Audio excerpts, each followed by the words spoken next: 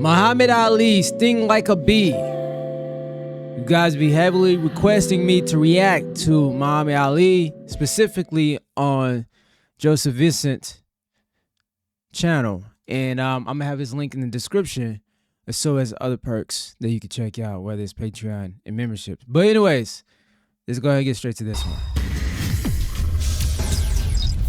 Ali.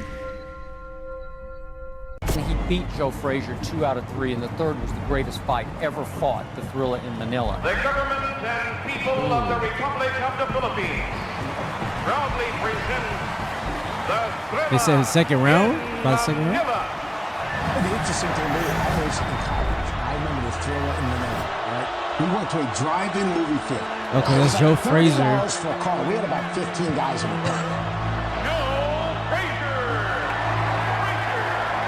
We had lounge chairs in the back, and we watched that thing, and it was an unbelievable. He won 32 times, only lost 2. It was an event. We had lounge chairs in the back, and we watched that thing, and it was an unbelievable event. It wasn't a fight, it was an event.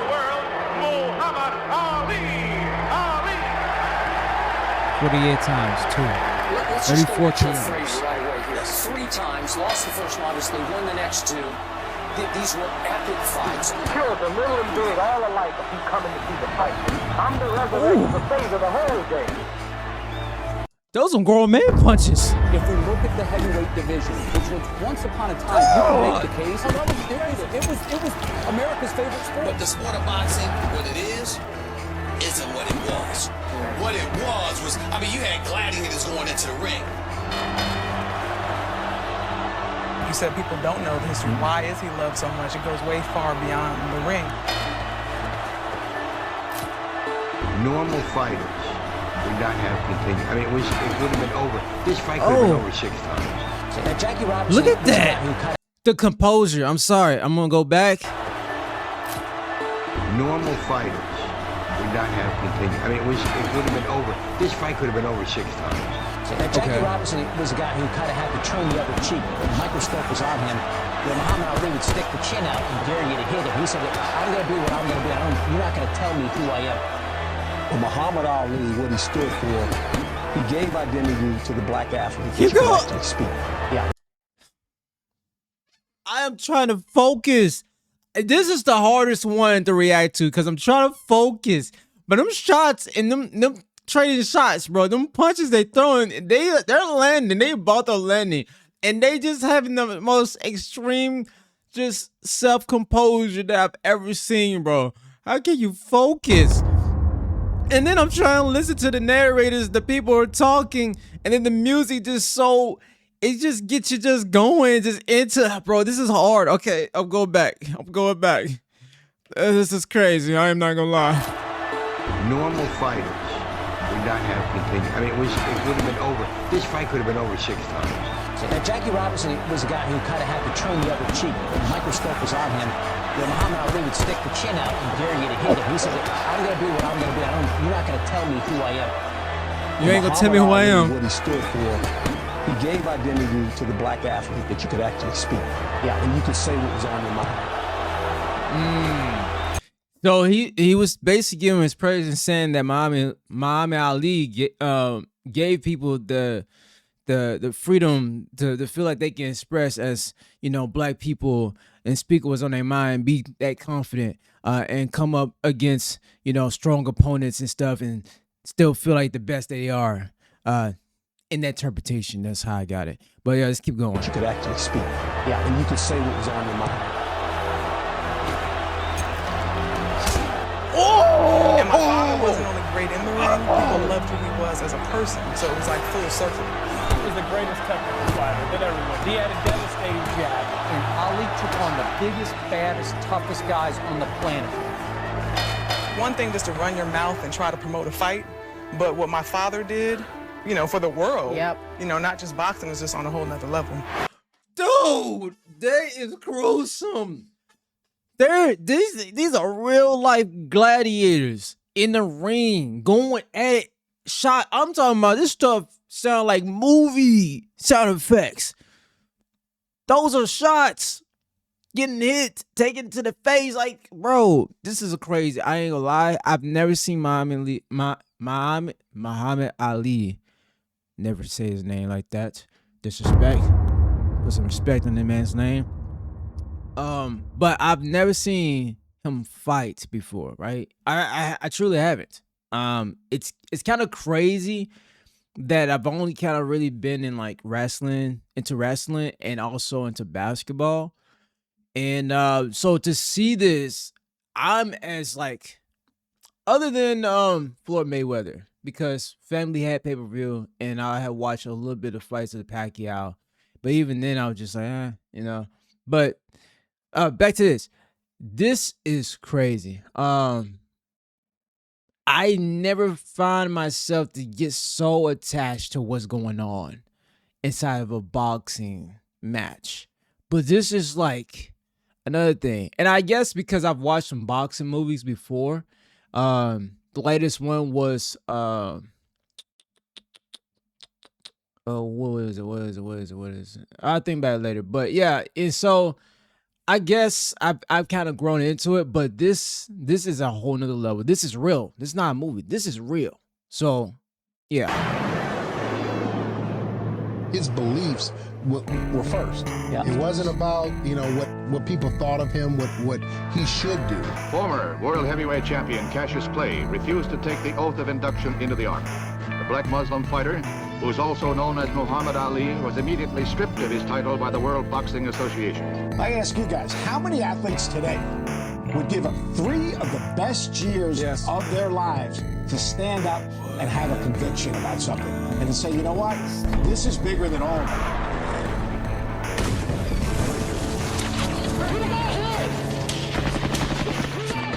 We lived in a different time. Sure. Obviously, he was somebody that refused to enter the Vietnam War, and you know what the residue of that impact was. That he was a conscientious objector, that he took a stand. He used his star power. He risked his star power to take a stand for racism and against the Vietnam War. You my enemy. My enemies are white people, not Vietnamese or Chinese or Japanese. You my opposer when I want freedom. You my opposer when I want justice. You my opposer when I want equality. You won't even stand up for me in America for my religious beliefs, and you want me to go somewhere and fight, but you won't even stand up for me here at home. The Vietnam War, his stance he took, he said, I ain't got no quarrel with them Viet Cong. His famous line, 3.5 years of his prime, he gave it up because of his religious beliefs. And he missed 3.5 of the most prime years of your career you could miss. There have been many questions put to me why I refuse to be inducted into the United States Army. He actually inspired Martin Luther King to come out against the Vietnam War. King didn't want to do it because he didn't want to alienate the Johnson administration. He took a page from Muhammad Ali's book. It has been said that I have 2 alternatives. Either go to jail or go to the Army.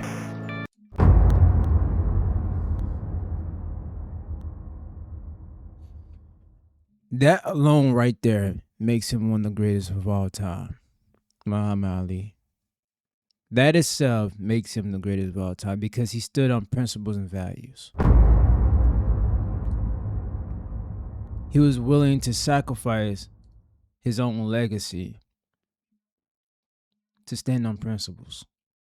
This man was a man of principles. He knew what he was. There was a bigger purpose that he was fighting for.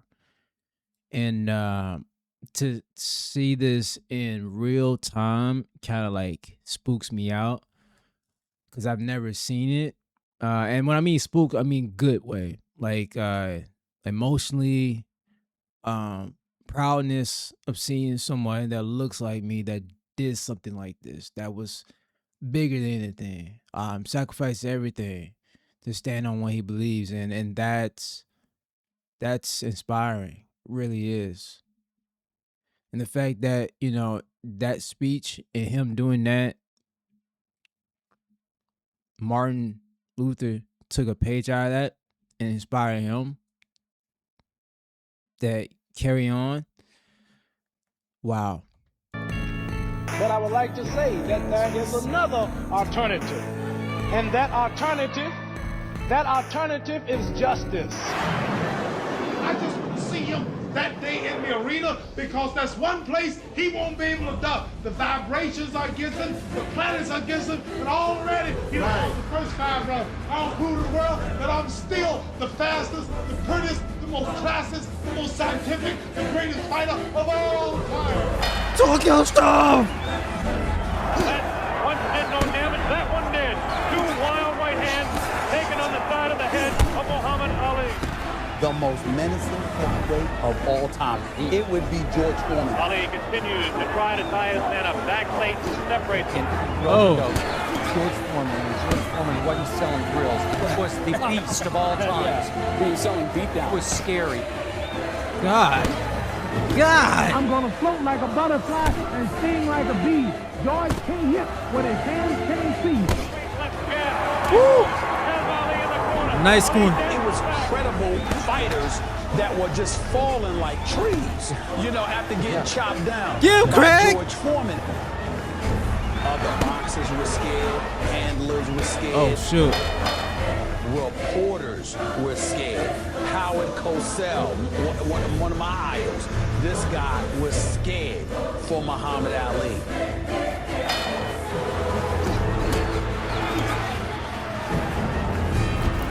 Round 2. Everybody was scared but Muhammad Ali himself.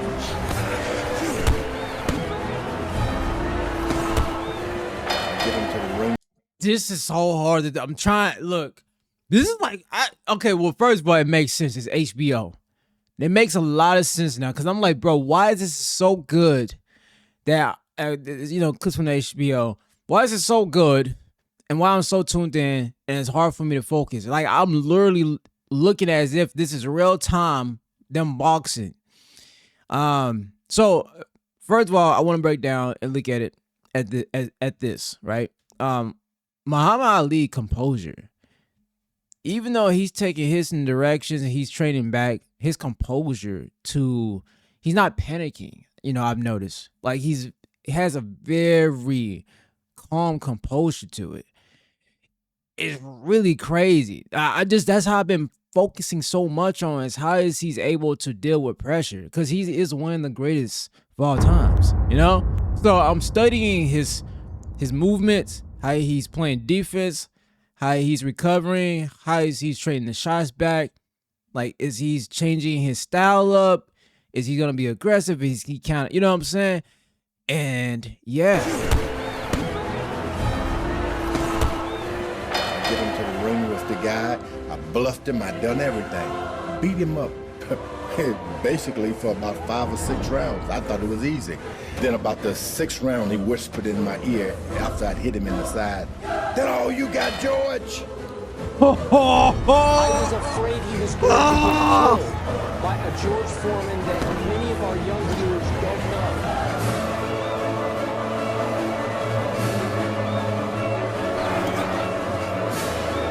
You said that's all you got?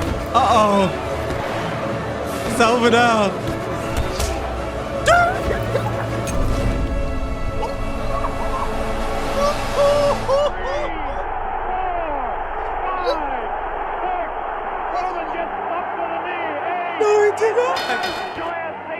That night was the most emotional and exciting night of my sports watching life. Seriously. And when he knocked out George Foreman, my father, my daddy, cried. The thing they said was impossible, he's done.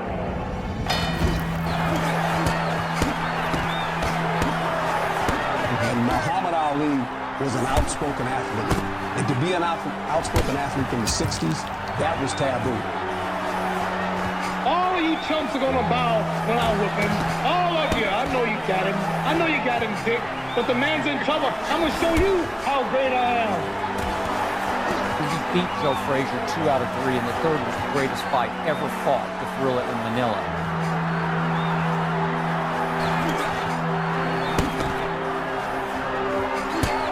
I grew up in that era. I grew up as a black athlete, basically coached by white coaches, and you can never ask a coach why.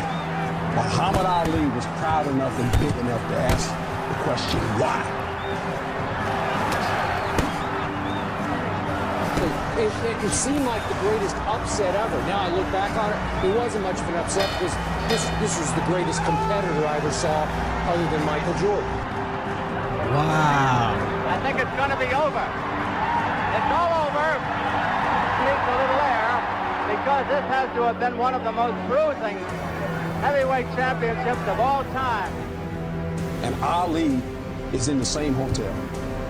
And he walks in with this entourage. And we're looking, and it's like the Red Sea had just parted open. It's Muhammad Ali. And all of us as professional athletes, we're looking at this guy and we're like, that's Muhammad Ali. Look at this guy. He has our Ali aura. in on London. London goes down. He's in the room. He's almost, it's like, wow. No, he did not. I gotta go back to that. Is this what boxing is? Dude, I gotta look at more boxing then. I gotta go down a rabbit hole. Oh my God, bro, he is one of the greatest. I'm not even gonna front. It's just crazy that I've never watched any of this stuff. Professional athletes, we're looking at this guy and we're like, that's Muhammad Ali. Look at this guy. He has our Ali aura. moving in on London. Folded him. He folded him. He didn't know what to do. He didn't know what to do. He's almost, it's like, wow. He just has that feeling of you want to be around him.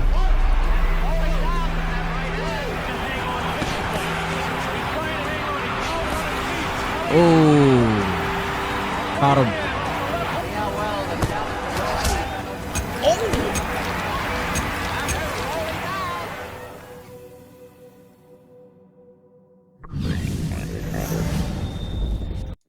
Dude, is that it? Yeah, I think that's it.